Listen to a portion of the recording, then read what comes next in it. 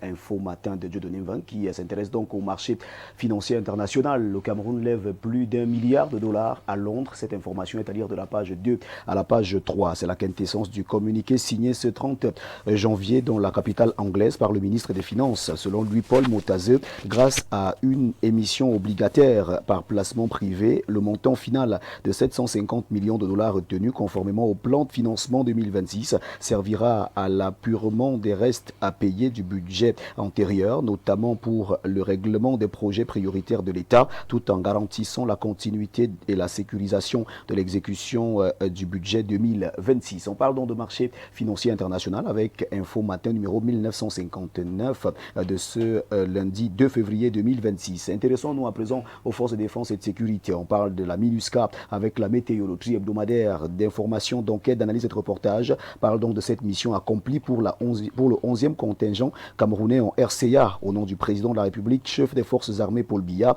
Le MINDEF Joseph Betty Assomo a ce 30 janvier à Yaoundé présidé la cérémonie de prise d'armes à l'occasion de la restitution de l'étendard. Même son de cloche pour Cameroun Tribune, le quotidien à capitaux publics que gère Marie-Claire Nana, parle également du 11e contingent camerounais en RCA, mission accomplie. En recevant l'étendard vendredi dernier à Yaoundé, le ministre délégué à la présidence chargé de la défense Joseph Betty Assomo a transmis à ces éléments des forces de défense les félicitations du président de la République, chef des forces armées, pour avoir valeureusement représenté le Cameroun et œuvré à la sécurité des personnes et des biens en République centrafricaine. Le journal de Max Mpanjo en petite une parle également de la MINUSCA ce matin. Le 11e contingent camerounais de retour, c'est ce que nous dit ce journal en page 3. Scanning au port de Douala, le pouvoir se délite. L'information est à lire en une de ce journal. La nouvelle expression parle de Serra et comment les créatures de Biya se déchirent. Pour revenir sur l'affaire du port autonome de Douala, eh bien c'est bien sûr le journal La Nouvelle de Jacques Blaise Envier qui parle donc également de scanning ce matin au PAD. Cyrus Ngo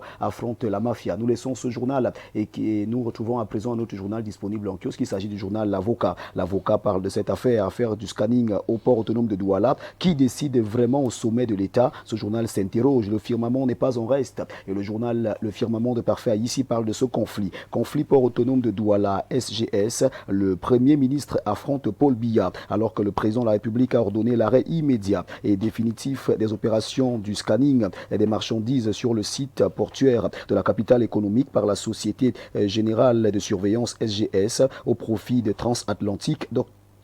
Chief Dr Joseph John Gouté, chef du gouvernement, a pris à contre-pied les ordonnances de l'autorité suprême et en insistant sur la continuité des activités de la filiale suisse. Une divergence ouverte au cœur de l'exécutif qui paralyse le bon fonctionnement des institutions, d'après ce que nous dit le firmament ce matin. Parlons législatives et municipales 2026. Le RDPC serait mal parti, d'après ce que nous dit ce journal. La non-soumission des masses au diktat du comité central par rapport au choix des candidats imposés à la base pourrait faire basculer les élus inamovibles. Pendant ce temps, les rivaux affûtent leurs armes pour tenter de renverser la vapeur. La vitrine qui est en kiosque reste du côté de Douala ce matin et parle de la gestion du scanning au port autonome de Douala. La honte, s'exclame donc le journal de Bernard Owouna. Depuis quelques jours, le peuple camerounais est bêté et abasourdi, assiste impuissant et à un véritable polar avec pour acteurs principaux le secrétaire général de la présidence et ses hautes instructions et d'autre part le ministre des Finances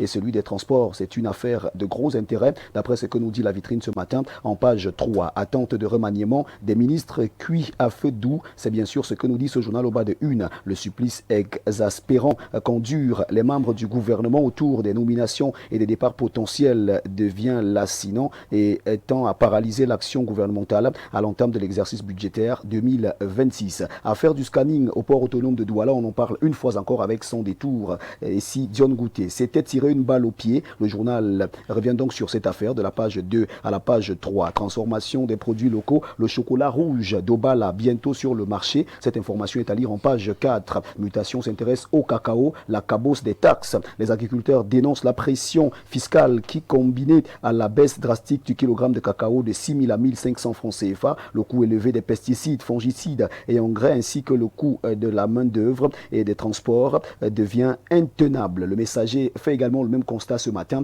et parle du cacao, de l'or brun à la ruine verte. Alors que le prix du cacao s'est effondré de plus de 70% en quelques mois, les producteurs camerounais dénoncent une fiscalité devenue insoutenable et appellent le gouvernement à revoir d'urgence ses décisions pour éviter un naufrage économique et social. Affaire Martinez-Zogon, on parle en pied de une de ce journal, non au coupable idéal. Le journal s'exclame donc ce matin. Le Jour consacre sa une à l'affaire Martinez-Zogo. L'espoir d'une justice renaît. Le collectif des avocats de l'ancien DG de la DGRE Eco Léopold Maxime se réjouit de la sérénité retrouvée et de la hauteur de la collégialité en charge de l'affaire devant le tribunal militaire de Yaoundé. L'œil du Sahel qui nous permet de refermer cette revue de presse parle ce matin de cet assassinat. Assassinat de Youssoufa Yaouba, le lamido de Mofou Sud et 10 co-accusés écroués à Kondangui. Cette information est à retrouver en page 3 du journal de Guibaï Gatama.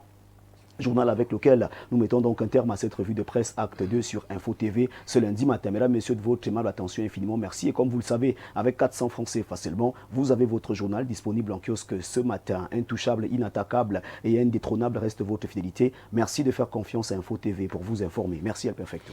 Merci, merci TVB pour cette brillante revue de la presse. Je vous en prie. Il faut dire que du côté de nos cacaoculteurs, oui, ce n'est plus du tout reluisant. Hein? Oui. Ça devient de plus en plus compliqué pour ces derniers. L'arrogance va un peu baisser. Il y a un bar du côté du village de ma maman, en Vungue.